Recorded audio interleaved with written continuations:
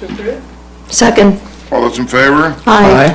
Okay, we have, on 19, we have 19.4 and 19.5 that a member of the audience wants to speak to, so we'll hold all of 19, and I'll ask up Arthur Scheiper for 19.4 and 19.5.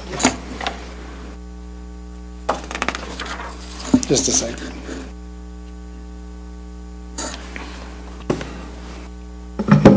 All right. I've been reading the last couple of months about the leaseback contracts, and they've generated a lot of controversy, and I'm following up further, and I understand that it was the Fresno court that had ruled them illegal, and that it's not just a lawsuit that was generated by a gentleman in San Diego. There is a gentleman in the city of Torrance who is suing about this as well.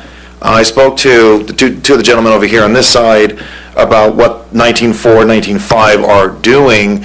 I'm trying to understand what's the status now on these leaseback contracts. I'm reading more into it. It's more disconcerting, not less, regarding a no-bid process.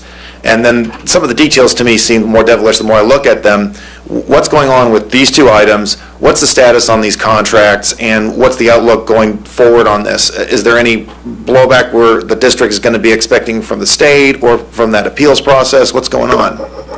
Well, we can talk to 19.4, which is the amendment to number 1 existing North High School leaseback agreement for modernization. So I'll pitch that over to Dr. Manna. Mr. Lee, actually both these are very similar. This is for North High School for the auxiliary gym there. This is North is a little different because it's one building, and we have completed almost all of the work with the exception of a new floor there, and therefore we need to pay for it out of Measure T. This is a Measure T expense. 19.5 is for Torrance High School.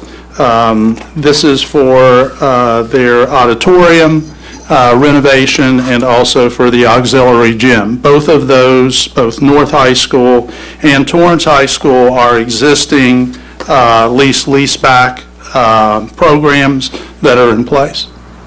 So we're just adding the new measure items. We are on the indeed. existing contract. That is exactly what we're doing. Okay, no, it's not clear. You're changing where the funding's coming from. Is that what you're saying right now? We're adding to. Okay, but it's not addressing my concern, which has been, these contracts, they've been deemed illegal in the first place. Let me correct Mr. Shaper. They have not Shopper, been. please. I'm sorry, Mr. Shopper. You're fine, but Mr. Lee, it's shopper, like going shopping. They have not been deemed illegal.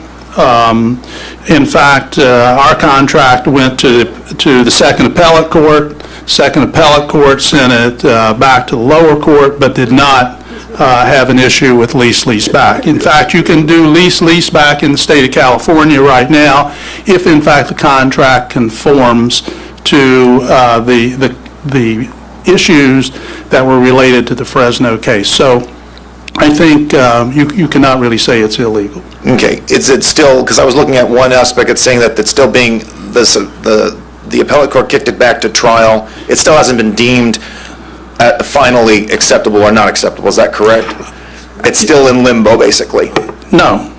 The second appellate in the case involving Torrance Unified did not have a problem with our leaseback contract.